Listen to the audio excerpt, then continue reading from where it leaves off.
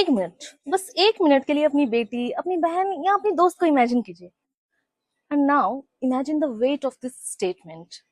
Patna high court ने एक particular case में कहा कि अवेलेबल एविडेंस के बेसिस पर किसी वुमेन को रूम में बंद करना, उसके ब्रेस्ट को प्रेस करना और उसके सलवार उतारने की कोशिश करना अटेम्प्ट टू रेप प्रूव नहीं करता। कोर्ट ने इसे आउटरेजिंग मॉडेस्टी माना। और सर, मेरा सवाल बस इतना है, एग्जैक्टली कितना क्लोज होना पड़ेगा रेप के before the law calls it an attempt to rape? पता है सर, आप ये स्टेटमेंट क्यों दे पा रहे हैं?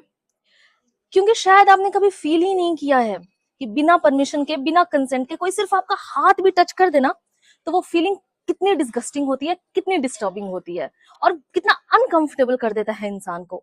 अगर आपने उस मोमेंट की डिस्कंफर्ट को फील किया होता ना, तो शायद आप समझ पाते कि एक औरत के लिए उसकी डिग्निटी के साथ हुआ वायोलेशन सिर्फ एक लीगल डेफिनेशन नहीं होता।